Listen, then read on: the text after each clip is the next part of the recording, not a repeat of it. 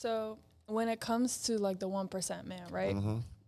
I want your perspective on this because a lot of men will talk about how men that are in that frame of status and success, they have the past to cheat or they have the past to have multiple women. What is your perspective on that? Yeah, it's damn, because for majority of us that went onto the path to be 1%, it was a hard journey and fight. Most of them are not. There's more millionaires than people with six packs. So most of these guys weren't, sought after by women. Most of these guys wasn't handsome. They wasn't, in shape, all these things, didn't have personality. So most of these 1% we're talking about is going to be nerds, fat, weirdo, scientist type money. Everybody ain't super like the three. So I got to take myself out of it. And I always got to do that. I used to didn't. I'm like, man, what the f-? I had to take myself out of it. So it's like, if I worked my whole life to get all these things that I never got, now I'm here, I'm supposed to just give them up? When I dreamt of having these girls and I couldn't get them because I'm poor and they think I'm funny looking or something, now I got the money. I'm smarter now. I got the understanding. I could get all these women. I'm supposed to just have one? It's tough for a guy to let that go. Is it the best thing for him? Probably not. For like building a real stable life. But life is about having fun and enjoying your life too. Depends what you call fun. Right. So like, damn, I can finally have all these beautiful bitches. I'm finna all these motherfuckers. Me and I just got here. So you spent 30 years of your life to get here. Now I'm here. I'm supposed to get one. Sit down. I done worked out, got this money, now I'm with one. And you looking around like, I can have all these. Oh, I seen your car. Oh, they talking to you like they never had before. You pulling up Bentley. Oh, nice car, huh? Oh, you in the gym. Oh, I like your ab. Huh? Oh, I came in because I got one at the crib. And I dreamt of these women talking to me. It's tough. I agree with it to a certain degree because it's understandable. Is it fair? I don't feel like it's really fair for the woman, especially if a woman loves you. Like if you have one woman at home and you're going to have other women, it's devastating to her. But she signs up for it. Majority of the time, 99% of the time, it's going to be that way. You know what I'm saying? It's going to be that way. But do you think it should be that way? Should it be that way? That's a good question. It's f***ed up, but yep. Yeah? Yeah, a guy, because most of the time he deserve it. Okay, so he worked his whole life for that. That just tells me I need to find just a regular 9-to-5 man. So I tell women that, like, because I got sisters. Yeah. And my sister asked me that because she know who I am and they see how I move. And she like, I love money. I know these guys got money, but do I deal with them and they have other women, or do I just get a regular guy? So whatever fits you. Like if you truly just want this glory, money, and have this and comfortability, but you're not going to be happy and loved like that, you want this life, boom. But if you want to be loved, get you a guy that's compatible with you on all levels. That's the best bet for you. But at the same time, if you get a guy that's real and give you that real conversation, like, listen up, baby, this is what it is. You got to make that decision. Yeah. It's tough. It's hard for a woman, especially a good woman, because you're beautiful. You're all this. Like a motherfucker would die to have you. All this talk you giving, and a motherfucker still do you dirty. Yeah. You know what I'm saying? Like, you perfect, look good, everything, talking, you gonna submissive, do all this. Yeah, thank you. I still want this pussy too. Because they know what the best thing to a guy when it comes to a woman. You know what it is? You think it's like having other women like pussy, right?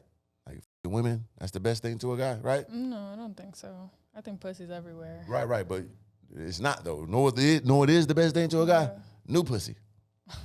That's the best. For sure. Yeah, so it's not just pussy, it's new. Even though I got you, Do you think it's the act of feeding the ego? Of course. Yeah. My conquest. I got another one. Yeah. I'm a monster. I'm that. It ain't the coolest. Once you get older, it's not that cool. I was doing that when I was younger, when I was looking for something. I didn't have the money, but I had everything else. Right? I'm still the coolest guy, got all the girls. So I'm like, at least I'm f***ing these women. These got more money, but we f***ing the same women. What's up? Right? The older I got, the more money I got. I stopped having a lot of women around me because now I'm diluting my greatness. So once a guy get that level, that discipline and understanding, I am the one for real, I just can't just give it to everybody, that's when he becomes the ultimate man. And it's very difficult for guys to do that. Yes. Especially if you're just a regular dude. They're not 6'2", they ain't all these, they regular guys. Like, they ain't experienced women like that like I did, you know? So it's difficult. It's hard. What would you accept, though, like, truly? I'm going to ask you, if you got a guy, millions of dollars. No, he doesn't have to have I'm saying. Yeah. Let me give you a scenario. Okay. You got a guy with millions of dollars and all this stuff, and takes care of you, everything. But he got side women. Not like he's taking care of them. He just But fucking then other he's girls. not taking care of me. Then he's not taking. He's not taking care of my soul. Damn, you said so. I like how you said so. Yeah, because at the end of the day, it's like, you know, a lot of these conversations will, you know, are you gonna like burn down Rome for this? I'm just doing it on the side, or I'm just, you know, I just have a little side piece or whatever the case may be. But you know, you're the main one and things like that. But like, can you really look me in the eye while I'm like crying because you know you losing my heart? Is that worth it to you? Like. And if you want to prioritize that, then go ahead, because I'm fine with finding a man with character more than money. Money is everywhere. Can you tell these women this? Money is everywhere. It's everywhere. It's they be swearing it's all about money. I be like, yeah, but this like, is sad. I be looking at a tree and I'm like, that's what it's made out of? Right. Motherfuckers be selling their body for a tree? Shame. That's crazy. Damn shame. That is crazy. You got no abundance of yourself, Absolutely no morality. not. You hate yourself when you're sleeping at night. Yeah. And you got some funky ass money. Shame on you. Yeah, but that's why when a lot of people ask me like about the whole hypergamy and my perspective about like women dating up and stuff, I get it. That is a in their mind, it's security, it's safety, and it's provision and all of these things. I 100% get that, but I would rather hustle now, get some land, and like build on that with a regular guy with morals and character, because he don't gotta have it all from me. Because at the end of the day, just like you were talking about like having tunnel vision on your man, that's what you gotta have. When you like, nah, my man is gonna be treated the best by me. When you come to terms of that, and you stop like looking at all of these quote unquote imaginary options, these trolls on Instagram that are paying for a subscription, like when you stop doing that and you start like focusing on what you really want out of life and how to be better for the person that you're going to be spending the rest of your life with, I feel like that's far more valuable than people without sexual discipline. Wow, that's heavy. That's true. Like, even as a guy that lived that type of life, I take accountability, understanding that that's true, that's facts. You find that woman for real, that love you for real, that got all those attributes, that's trying to build with you. She's beautiful, she's smart, she's funny, charismatic, she have conversations with you, you could travel, cook for you, and it will fuck that up just for another piece of ass, like it ain't nothing. Yeah, but I feel like that's why it's important for me to vet out a man of God. That's like the first and foremost thing, because a man that don't fear nothing and only puts himself at the top and before God, I think that's a dangerous man to be with. Dangerous man. You don't know what he's gonna do. Right.